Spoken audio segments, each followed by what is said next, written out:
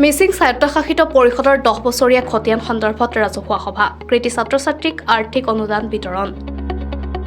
মিচিং স্বায়ত্তশাসিত পৰিষদৰ 34 নং দিচাং দিখৌ পৰিষদীয় সমষ্টিৰ উদ্যোগত নিৰ্বাচিত মিচিং স্বায়ত্তশাসিত পৰিষদৰ 10 বছৰীয়া খতিয়ান প্ৰকাশ আৰু মুকলি মত বিনিময় উদ্দেশ্যে প্ৰতিশ্ৰুতি আৰু প্ৰতিফলন সমাৱেশ আজি দিচাংমুখৰ গণশিল্পী বিক্ৰম সিং য়েইন সোঁৱৰণী প্ৰেক্ষাগৃহত পুৱা 10 বজাৰ পৰা অনুষ্ঠিত হয়।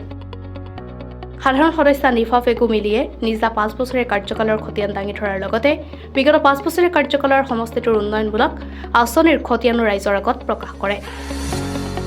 শিক্ষা, যোগাযোগ ব্যৱস্থা, কৃষি, পশুপালন, মীন পালন, নিৰ্মাণ কাৰ্য, আৰ্থিক সাহায্য অনুদানৰ জৰিয়তে আন্তঃগাঁথনি উন্নয়নৰ উপৰিও জীৱন জীৱিকাৰ লগত জড়িত সমস্যাসমূহৰ সমাধানৰ ক্ষেত্ৰত বিভিন্ন আঁচনি গ্ৰহণ কৰা হৈছিল বুলি উল্লেখ কৰে। সভাত 2022-23 বৰ্ষৰ সৰ্বমুঠ 164 গৰাকী ছাত্ৰ-ছাত্ৰীক আৰ্থিক অনুদান আগবঢ়োৱা হয়।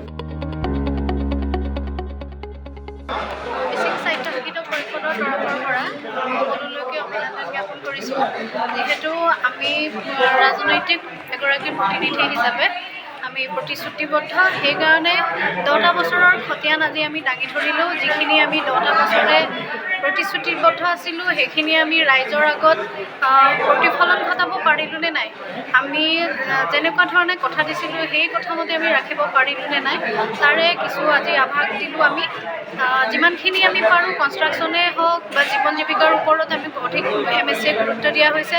লগতে কিছুমানবোৰ বেনিফিচাৰী, লগতে আমাৰ পেচেণ্টসকলৰ কাৰণেও, লগতে আমাৰ ছাত্ৰ ছাত্ৰীসকলৰ কাৰণেও জলপানীৰ ব্যৱস্থা কৰা হয়।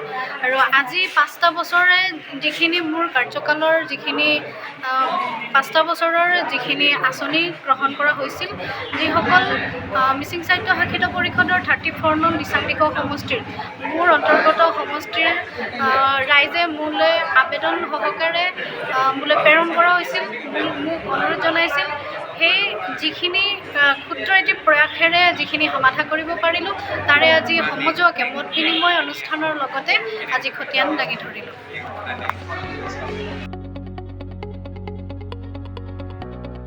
শিৱসাগৰৰ পৰা ব্যুৰো ৰিপৰ্ট, এনি পলিটিকেল।